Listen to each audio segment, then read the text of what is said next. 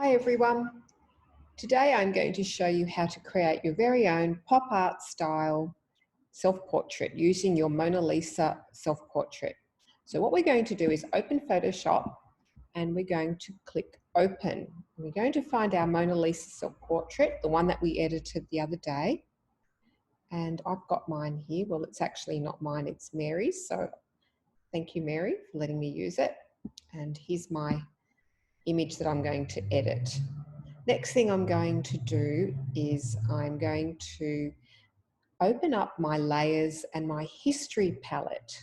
So I go to Window and I click on Layers. That gives me my layer palette. And I also click on History. And history is really important because it lets me go back in history, because I'm actually going to create 4 versions of Mary today. And each time I finish one, I'm going to save it, and then I'm going to go back in history from the beginning and create another. So let's begin. Let's go to Filter, and I'm going to click on Filter Gallery. Now this will show me all these different techniques. There's artistic up here, there's brush strokes, there's sketch, stylized, texture. I'm going to pick 4. I'll just go through some of them just to quickly show you some very interesting techniques there.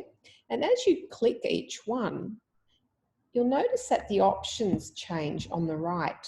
So you can actually play with those as well. Okay, it can be quite a lot of fun. And you've got different textures as well. Okay, so we're going to make 4. So once we've done one, so I'm just going to pick Cut Out because I think that one looks the most like Andy Warhol's Mona Lisa and Marilyn. Once I'm happy with that, I'm going to click OK. Okay, and then I am going to save it. So that's going to be my first one. So I go to File, Save As, and over here I'm going to put Mary as Mona Lisa _ pop art 1, so I don't forget, and then I save it in my folder.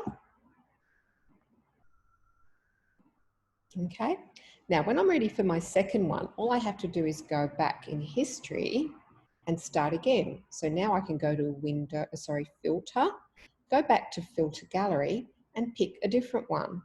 This time, you know, I might go to Sketch. You can do some black and white ones. So we've got charcoal effects, chalk and charcoal,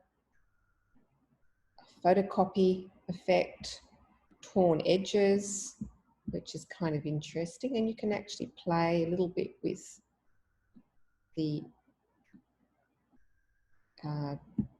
various sort of strokes and smoothness and contrast. So there's all these different options every time you click on one. And once you're happy with that, again, click OK, and then we save that as well. So at the end of the lesson, you should have 4 versions.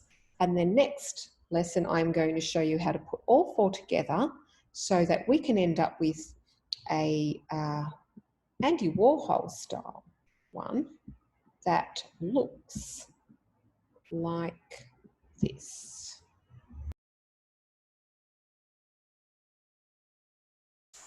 Okay, great, enjoy.